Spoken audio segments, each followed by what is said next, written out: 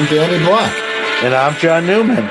Welcome to Card. What is up, everybody? Episode 7 of Card Mensches. As the intro said, I'm John Newman. To my right, Mr. Danny Black. And got a great show scheduled for you. And the show doesn't happen without some great sponsors. So let's mention those right off the top. We've got Wax Stat, the only place you're going to get live up to the minute wax pricing. SGC, the quickest turnaround time in the game. And Center Stage HQ app, live scans and pricing and doing big things. So Danny, we just the big topic this week, right? It's the low hanging fruit, but we got to cover because it is a big deal. A lot of news came out of it. That's the TOPS conference in Arizona, and a lot of people, a lot of geared sort of towards hobby shops and dealers and that sort of thing, and a lot of stuff. Whether you've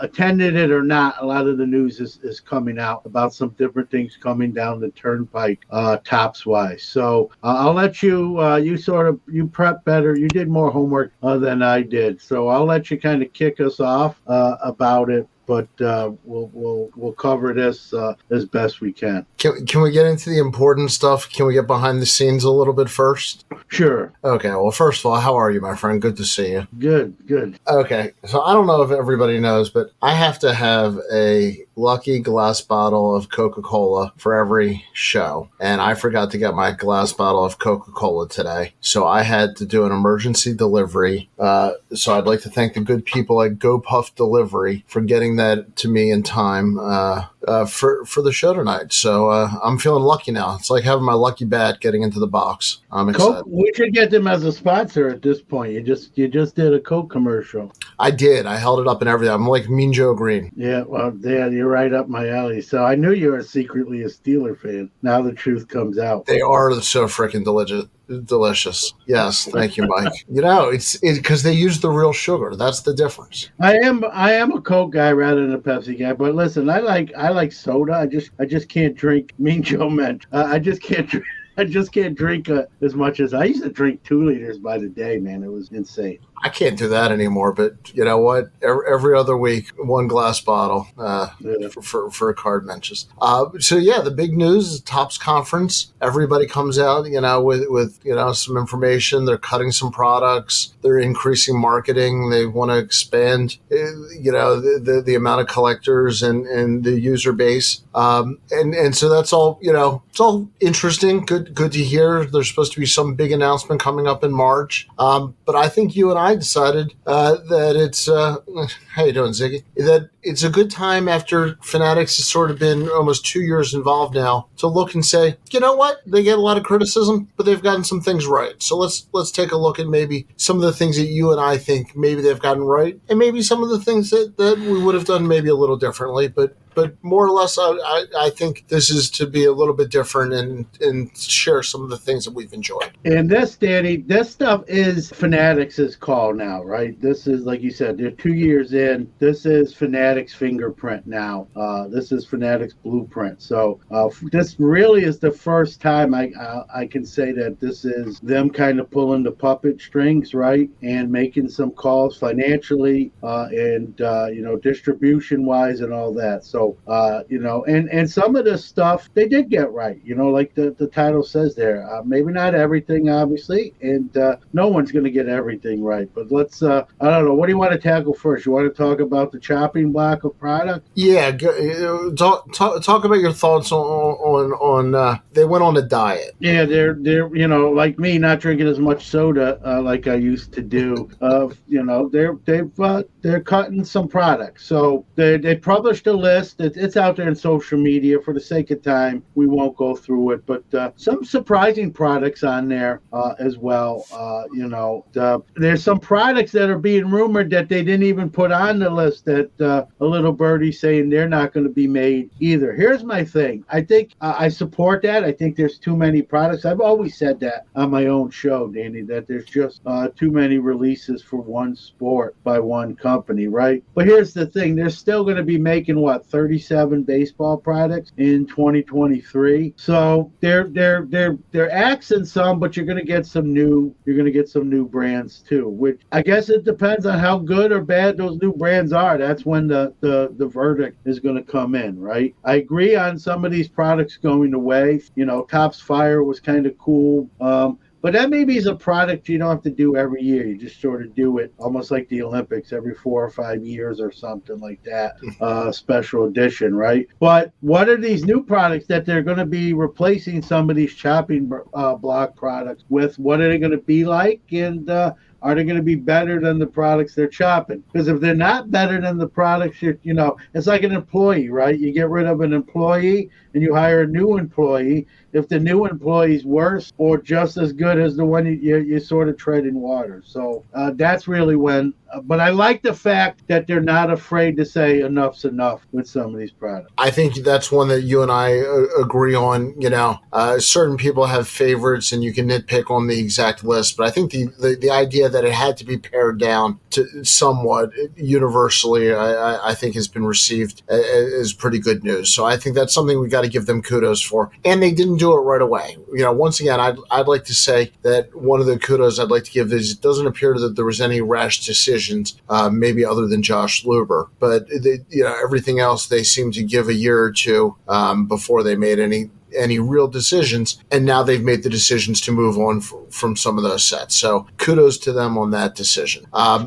Speaking of Josh Luber, he wasn't there. I think you kind of touched on that. He was at a photo shoot wearing a Superman outfit for this special edition card that they're going to make. Yeah. No. He's how rumors get started. He's not going to leave, people. He's just going to hang around, No, they're, so the big thing is they're phasing him out. And, they have to wait till his contract expires. They even announced that they're hiring, I believe his name is Ken Turners.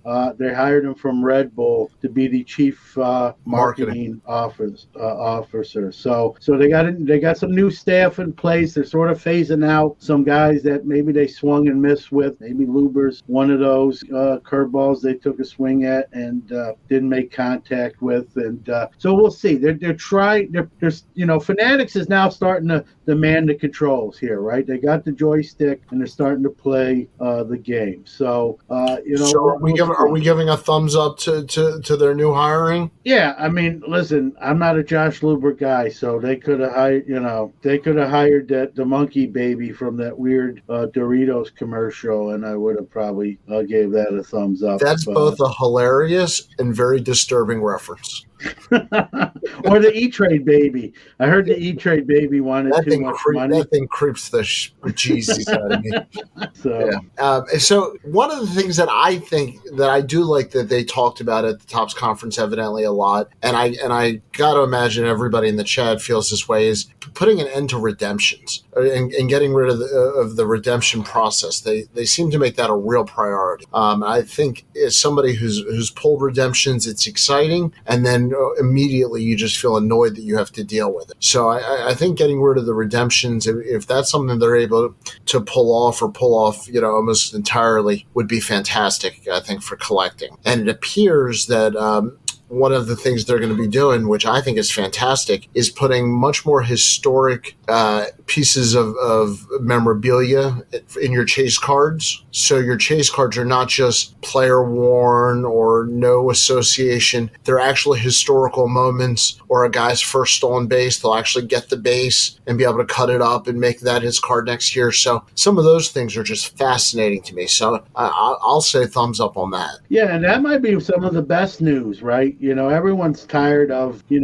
event worn, or hey, he put 12 jerseys on at the same time, then took them off, and then we chopped them all up, and congratulations, here's your piece of ugly Christmas sweater, Danny, good job, So we're getting, and that's more of a Panini thing, but Topps did a little bit of that too. So, having some provenance to a jersey card, jersey cards really have been hurt the last couple years by some of those gimmicks, right? They've sort of gotten a black eye and some of the luster, some of the bloom came off the rose. It used to be fun when you open that pack, right? It's a little extra thick, and then you see it's not the dummy card, and you got a jersey card or a patch card, and then it was, event worn. The guy had it on for 6 seconds, and it sort of lost that mystique. If they can bring back some of that mystique, some of that provenance, this was worn during this game. You can look it up, see what kind of game that player had that day. You can even look up the game and watch the game,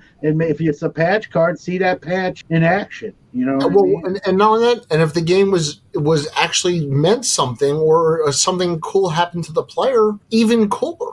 Their debut game. There's so many things they can do because they have all the rights to all this equipment and all this memorabilia. Yeah, that I like. That I think's a step in the right direction, and that's a shot over Panini's bow, right? Listen, you want to make a jersey card on a jersey that he wore on as he got off the plane and then handed back to us. Knock yourself out. We're going to be better than that. I think that's kind of what's coming out, and kudos to Topps. They're sending a message that they want to be better than that. That card you pull should be better than that. And so if they do that, then yeah, that's a definite thumbs up. I mean, just the fact there's going to be more attaching to that piece of material, in that swatch. I think you got to give them credit if that's the case, right? And I think we both agree that we've never met anybody who likes redemption. So, if this is two birds with one stone, kudos, to getting that right for Fanatics. I'll give them that.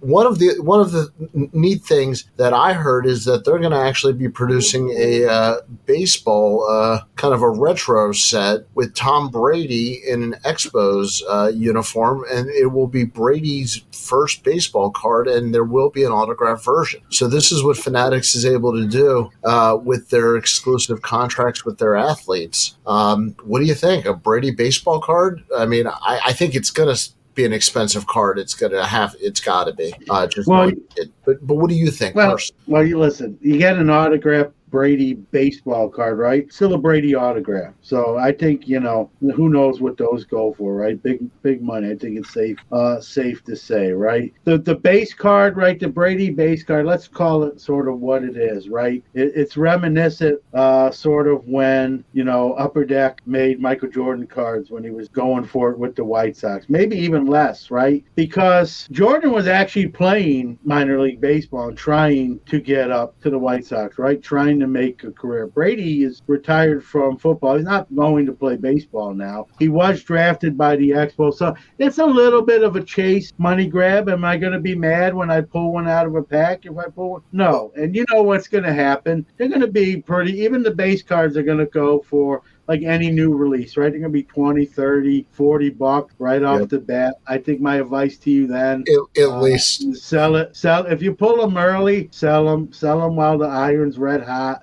They're going to come down, obviously, as sort of the novelty wears off. Now, the autograph cards are a whole different. That's a whole different show. That you don't have to sell necessarily right away. But the base cards are going to go for $20, $30, $40. You get one, sell it, cash in. If you want it again, wait till they're $5 to $10 and replace the one you sold for $30 that first week, right? That's just smart on your part. If you get that base card, it better be sold before Giselle's remarried, or you have held on to it too long. I think she's almost there, I believe. So that's what I'm saying. So yeah, I get it, but obviously a Brady autograph. I mean, that would be a tremendous hit. I don't care if you pull, a Brady autograph out of, whatever product, right? It's still, one of the arguably the greatest football player to ever play. It's an autograph, right? The base card of a guy in an Expos uniform from 18 years ago or whatever, how they're going to do it. It's cool, but it is know what it is, right? Know what it's about, know what it is. You open a pack, are you going to want to pull that card? Yeah, why wouldn't it? Tom Brady. I think it's not only Brady, but it's the idea that they can take athletes they work with and do creative things with them. And that's really, to me, the advantage that they are going to have over, other companies, quite frankly, is they don't have to sign just a card deal. They have an exclusive deal with these athletes that cover all of their memorabilia. And, being in Baltimore, being an Adley Rutschman fan, knowing that he's a Fanatics guy and there might be more Adley type of products out there, that's cool. And that's an option that certainly may not have existed when Topps was alone, and certainly wouldn't have existed if Panini had the license. Yeah, and Ziggy's asking, are the Brady autos confirmed? I believe they are confirmed. Now, how many? I don't know. Maybe there's only 10. You know what I mean? I don't know. This is also cardmensches, not 60 minutes. So if we're wrong, we apologize. No, they're confirmed. I just don't know what the print run of Brady autos are going to be. Is it 5? Is it 10? Is it 100? That wasn't announced, but the Brady autos themselves were mentioned. So. You think it's got to be 12, right? At least, right? Well, maybe they do something like that. It'll be 1,212 or so. I don't think so. He's not a prolific, like Ziggy said in the chat. He's not a prolific signer. He's not a cheap autograph. So they're going to pay. They're going to pay to have that autograph in the product. So I'm guessing. I would venture a guess that it's under 100. What that number is it the 12 you mentioned? That makes kind of sort of sense, right? But we'll have to see. But that becomes $1,000 card. Am I wrong? No, instantly. Yeah, no doubt. Which is unbelievable. Someone will ask Danny, is it even more money because technically it's coming out of a baseball product, right? He's been in football products for 23 years. So, he's not been he hasn't signed a ton, but over 23 years he's signed quite a bit of football cards, right? This is going to be a baseball product. I don't think they're going to do Tom Brady autographs every year in baseball products, right? So, that might enhance the value? I could make an argument that the Tom Brady baseball autograph card, depending on numbering, will be more than even the football version that already exists. Can you imagine if Jordan would have had an autograph version, like you said, when he had the baseball card, what that would go for today? Well, listen, anything Jordan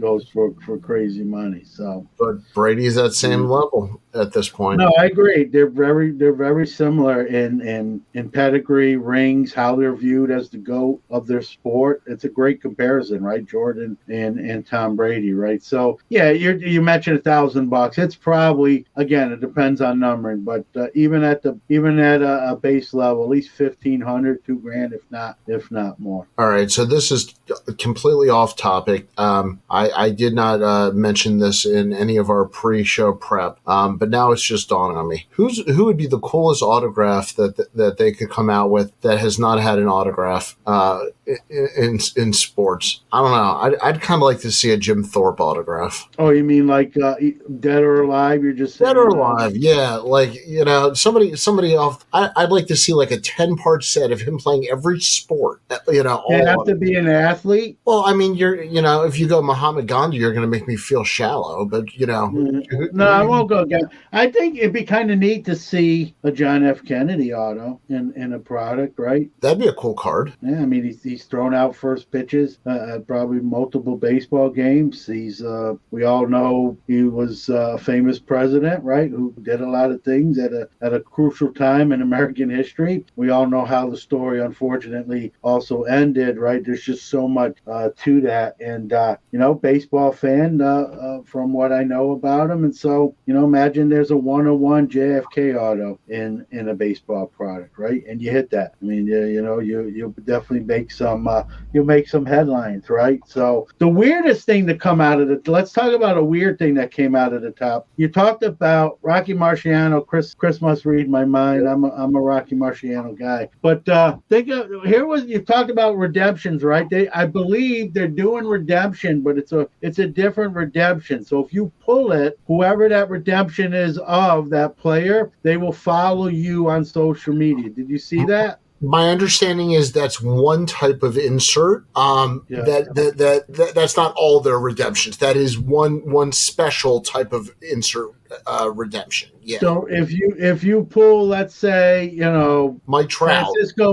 Francisco Lindor. You're such a homer. Stop it. Well, listen, Mike Trout is just easy to say, right? Because he's one of them. So, or whoever, right? You pull that players, and then they have to follow you on social media. I mean, what do you think of that? I think that's sort of kind of, if you ask me. But what does my son think of it? True. I think a kid will get a kick. I think a kid will get a kick out of it. What would I do to get that card for my son? It's a good point. It's a great point. It is a good point. Yeah. You're right. I didn't think of it like that. But I got to imagine that's got to be very limited, because otherwise, how many guys are they going to follow till it's obviously meaningless? And they follow, right? So they follow. You pull it. You send it in. You put the code in. They follow you, right? So Mike Trout follows you, but after that, right? What's after that, it's kind of like, and how long do they have to follow you before they can unfriend you? Or I don't know. I guess you just screenshot real quick that they follow you, and you have that memory forever. Yeah, that part's pretty cool. And are they going to retweet your stuff? Are they going to like your post? Like, where's the line drawn? Like, is there a second tier? We have colored parallels, like the greens are 50. Is there like with this? Well, the superfractor would be a Kardashian, because that would get you the most social media publicity. So I think that would have to be your superfractor. So, like, are there different levels to this? Like, the best levels, you get a follow. He retweets everything. He likes everything. He photoshops you in pictures with him and then posts it on his timeline. Like, what levels are these? And is it just a follow? And then he's like, pretends he don't know you anymore. Like, where's the line stop? Okay, we're joking, but here's what I think really might be an idea. And I think this is legit. I think that they will have inserts that the insert will be for an experience. That it'll be an experiential. Yeah, that you'll get to go to batting practice with your local team, or something like that. I think that's my prediction, is that you'll start seeing experiences as inserts. Yeah, and Fanatics announced that when they even acquired Topps. It's one of the first things they talked about, right? And I just hope it's not like a Marshawn Lynch type of deal where it's Wander Franco, right, comes to practice with your little league team, and then he shows up and he's like, I'm just here so I don't get like in trouble from Fanatics. If he brings candy, we can work out a deal. Yeah, you know what I mean? I hope they're enthusiastic about it, or like, hey, listen, Fanatics made me do it. Well, that's why I think it'll be like you go to the ballpark and it's set up with the team or something like that. I just don't want Wander Franco at like a little league event saying, I'm just here so I don't get fined. Well, it's like, when growing up, I had a bad experience with Wade Boggs. So, the chicken man? Wade Boggs cussed me out as a 12-year-old. So that's nice. Yes. So thank you, Wade. Listen, get your swing right, dude. That dude's one of the greatest. If your swing's off, he's gonna let you know about it, man. Get your swing down. I'll never have a chance to hit like he did. All right. So overall, I think the point of this is Fanatics. There are some things going right.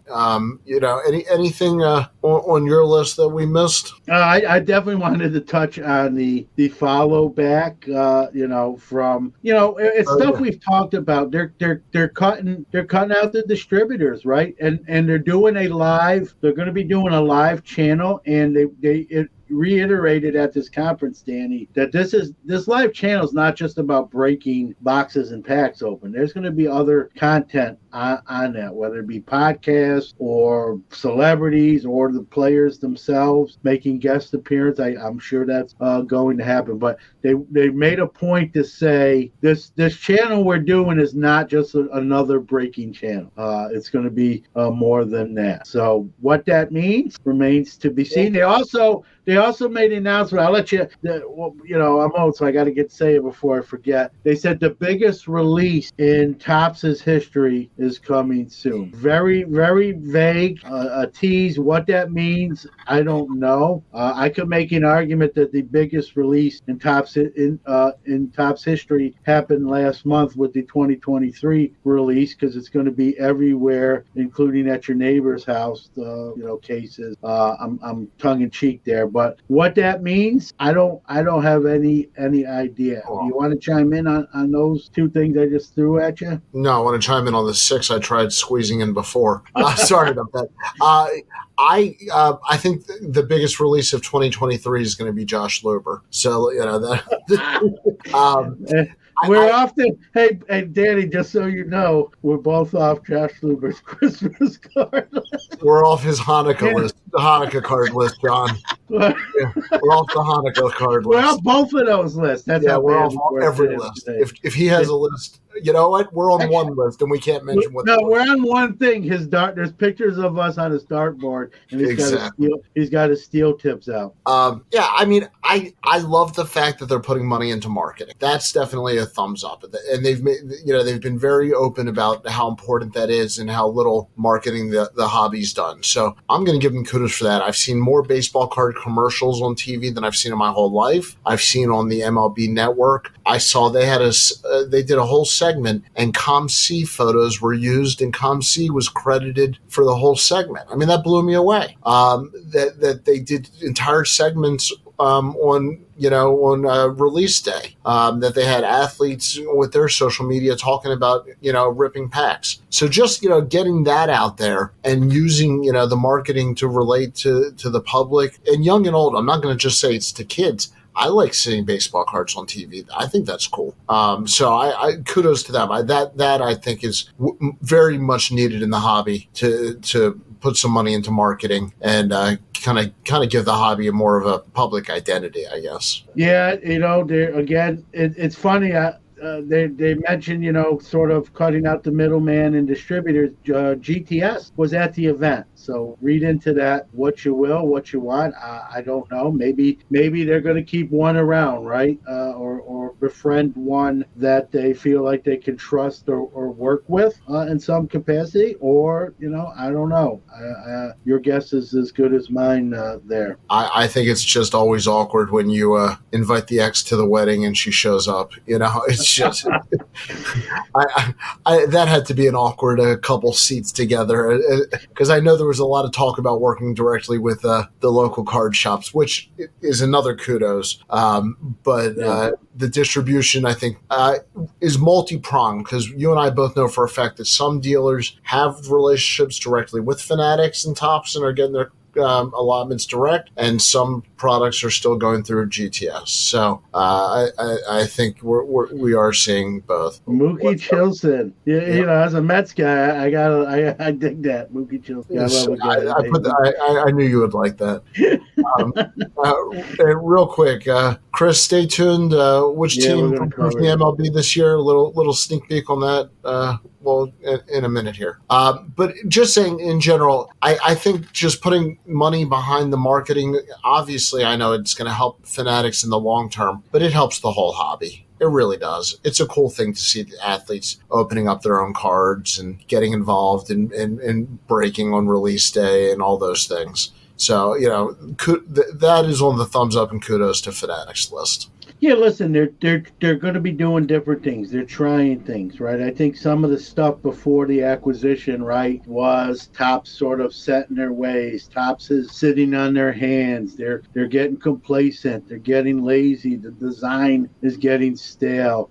They're putting out products. No Topps Gallery, which is one of the ones that's getting cut. That thing had dust on it at Walmart. They couldn't even sell it when they put it in the clearance on the bottom shelf, right, for $12. And so they're starting to make decisions that I think not only maybe have their best interests, obviously, at heart, but maybe on the consumer and collector end as well. We got to give them a chance here, right? They really haven't. These announcements, Danny, I don't know if you agree with this. This is the first time we're seeing the fingerprints on the fridge door here with them, right? This is really them sort of making their move now, making decisions. And let's see what, are they all going to be home runs? No. There's going to be some swings and misses. There's going to be some doubles and singles in there too. But let's give them, like I said on my show, let's give them a couple years before we put the verdict in the envelope and hand it back to the bailiff to hand to the judge here, right? Let's give them some time to pass or fail, right? I agree with you 100%. but I have ADD, and you said bailiff. And in the People's Court, what was the bailiff's name? Rusty. Was it? I believe so. Yep, Doug Llewellyn. Doug Llewellyn was and I think Rusty was. I think Rusty was the bailiff. If someone knows in the chat and it's not Rusty, let us know. But I'm almost willing to bet a Billy Joel card on it. Night Court was Bull. No, I think it's Rusty from the People's Court. All right, we'll have to look into this. This is the information that people need to know. Speaking of the Billy Joel, show it off real quick. I got to give you props on this. Rusty. It was Rusty. Thank you, Chris. So this I just acquired. This just came in. It's graded by PSA. It's an 8. It's my favorite musician, Billy Joel. What's funny about this card, whenever I post it on social media, everyone says, "Oh, look, he looks like Rocky Balboa." He does look like Rocky Balboa. He does look like with the beret and the position here, but it's actually Mr. William Joe from Oyster Bay, Long Island, and a musical idol of mine. This is like, this isn't as expensive as the 48 leaf Jackie. This is like the non-sports equivalent for me, though. This is the Grail non-sports card for me. Well, in that case, I guess this is my bottle of red. There you go. Don't get me started, because this could go off the rails with Billy Joel. Billy Joel song puns. You can make a whole night out of that. Yes. All right. So first of all, just want to thank a couple of our sponsors, Waxstat.com, SGC.com, and Center State. Go SGC. Go SGC.com. But wanted to, more importantly, John, you wanted to talk about, I know that you're doing some subbing for them. They've been running some specials, and I know you had a great experience this week. So before we play their commercial, I really just wanted to brag about how quick you were even caught off guard. Yeah, super fast. I sent the order on Tuesday and came today. So that's 10 days from house back to house, right? That's not even that's including travel time to them. That's including travel time back to me, and then the grading in between. So 10 days from door to door. And that's just insane. That's why I just wanted to take a second, because when we work with these companies, they're companies that we do like and work with, and I just thought that was incredible. So with no further ado, experience, quality, consistency, and the quickest turnaround times in the grading industry, we are proud to partner with SGC Grading. Check them out at www.gosgc.com. And if somebody wants to sub with you, John, you're going to be appearing next where? Next, I'll be at March 19th, the Syracuse Fairground show. But even if you have a bunch of cards, just hit me up on social media, Sports Card Nation, and it don't have to be just at the show. So, but I have a table just for them at the show taking in subs, but I can take in bulk subs off show campus as well. So either or. All right, fantastic. And guys, this is the part that I'm always leery. So we're going to play our official disclaimer. Welcome to the failure segment, where John and Danny share their picks sure to go wrong. And I always say, listen, don't listen to what we say, and we're not responsible for your losses, but if you take something we say and win, I'll mail you my address or my PayPal email and take care of business. I mean, I have such Jewish guilt giving picks. If I get them wrong, I will personally call and apologize.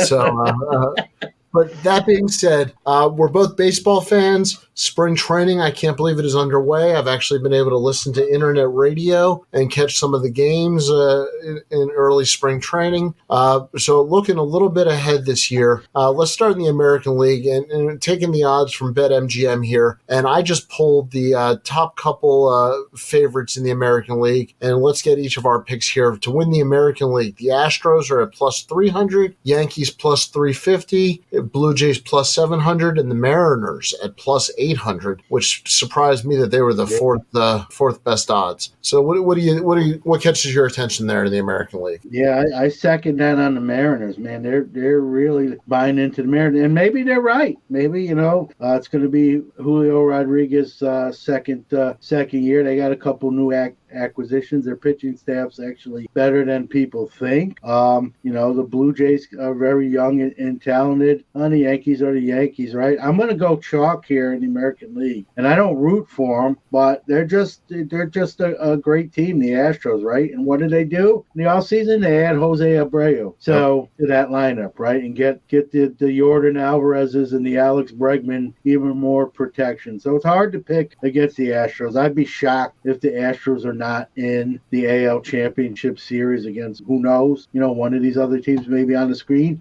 or someone else even not listed. But I think it would be a major upset if the Astros weren't in that series to go to the World Series. So they're loaded. I know Verlander's now are met, but they have some great pitching still. They have some young pitching that will come up and take Verlander's spot in the rotation. So I'm not rooting for the Astros. You asked, this is a question where we answer it honestly, right? This is where I sort of hope I'm wrong, but I'm going to take the Astros here. Well, I can certainly understand. I mean, it's why they're the favorite. I mean, you don't need to really explain why the favorite is the favorite. But so I understand where the Vegas number comes from. But being an American League East fan, being a fan of the Orioles, I've seen what Toronto's put together the last couple of years, and I feel like now that all their young players just might kind of come together at the right time. They've added some sneaky free agents the last couple of years, a couple of trades, and at that plus 700, I hate to say it as an Orioles fan, but I think Toronto, this could be their year to finally make a move. They've got the pitching with Alek Manoah, who I think is going to finally get to be known nationally as a real Cy Young competitor, and they've got Berrios and Kikuchi and a real good staff there. So, and I'm sure I'm forgetting a bunch of people, but I like their lineup. If they can stay healthy and if Bo Bichette can take that next step forward, I like the Blue Jays at plus 700 for the money. I thought Bo Bichette was on the Dodgers. Rumor has it, and And when you said Kikuchi, don't hate me, but Will Greer is a good investment. Yeah, when you said Kikuchi, I almost said bless you. I thought you sneezed. Right? Yeah, I have been all night. It could have been. Okay, National League, Dodgers and the Mets. Your Mets are tied right there with the Dodgers, of which you're wearing the hat for. So, this is the Brooklyn variety, not the LA variety. So, well, they moved, right? Yeah, I do. Then they became the Mets. So, the Mets sort of replaced them in 62. The Dodgers moved at 57, and the Mets came along in 62. So the Dodgers and the Mets are both at plus 400, Braves at plus 450, Padres at plus 450. So those four teams are essentially all pretty much bunched together. And then the Phillies at plus 700, and obviously have them on there, for what they did last year. Yeah, why don't you go first this time? You go first. Well, I'm a diehard Braves fan, so this is one where I'm looking at that plus 450. I love that team. I love Acuna getting healthy. I love Albies getting healthy. I love all their young talent. I love the moves they made, and I'm real tempted to take the Braves at plus 450.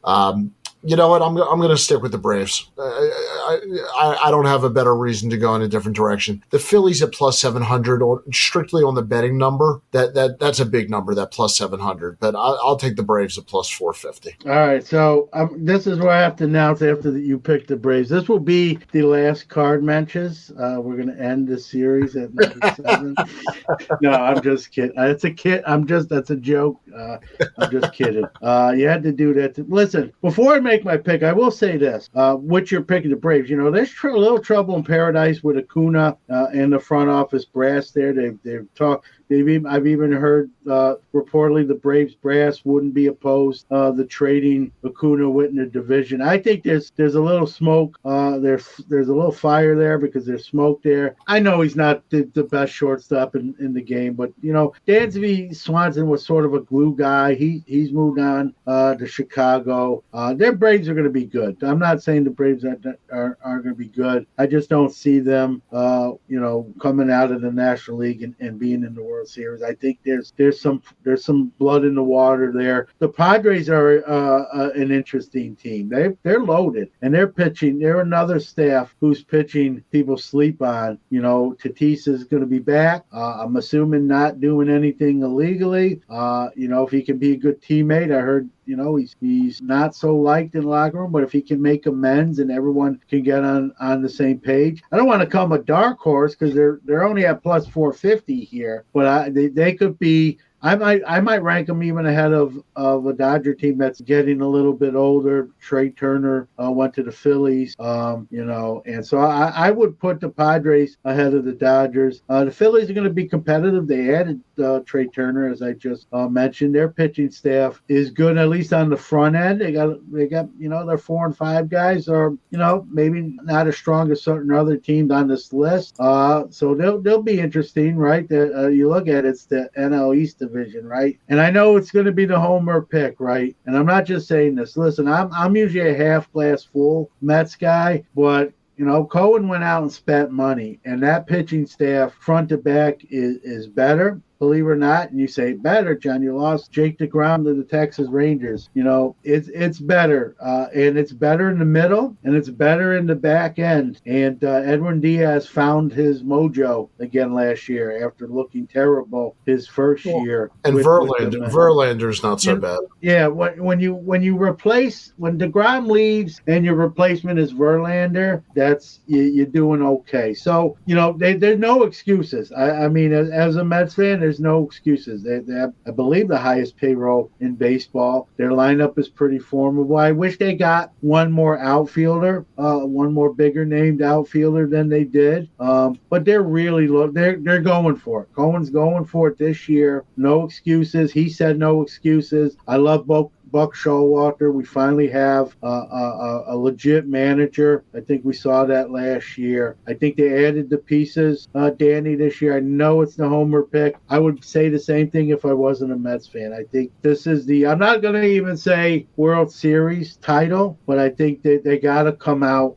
They got to come out and get to the World Series here. I think this is it. Boom or bust, as they say. John, this might not be unbiased analysis based upon the name here, but Mookie says Mets are loaded to make moves in July. He's right. Yeah. And they got the fifth best. They got the fifth best minor league system, number 5. They didn't, everything they acquired, Danny, and Mookie knows this as well. Everything they acquired was free agent deals, right? They didn't trade Brett Beatty. They didn't trade Vientos or Mauricio or or Alvarez. So they got all those young guns as well. Like Mookie said, like if they're in a battle and they need one more gear to get to, and they want to move one of those guys, they're in position to potentially do it. You're just a homer, and we'll leave it at that. Far, we're gonna find out. We have 7 episodes of Card Mensches, and if you go through our history right now, we've done Greg Jeffries, why the Mets are going to win the American League. And the National League. There's no way they win. There's no way. I will say this. There's no way the Mets win the American League this year or any year. Right. And Josh Luber may not invite us over, but Steve Cohen may be inviting Newman over, so you never know. I'll be there with bells on. Once again, the bells are the wrong holiday. Yeah. Send the plane, Steven. Yeah, send the plane, right. That's the only way tell me what time to be on the tarmac. I'll be coming over. All right, my friend. Well, it was fun. It went too quick, as always. Any final words? Yeah, I like Chris Ramsey says, get Greg Jeffries on the podcast. Well, Greg Jeffries, as far as I'm concerned, has an open invitation. He's a mensch that should be on the show. And if anybody has connections to Greg Jeffries, that is a legitimate offer. It is a standing offer for Greg to come on the show, and that is sincere. So on that note, I think once again we'll end with Greg Jeffries. Thanks, everybody. We'll see you next time. Have a good one.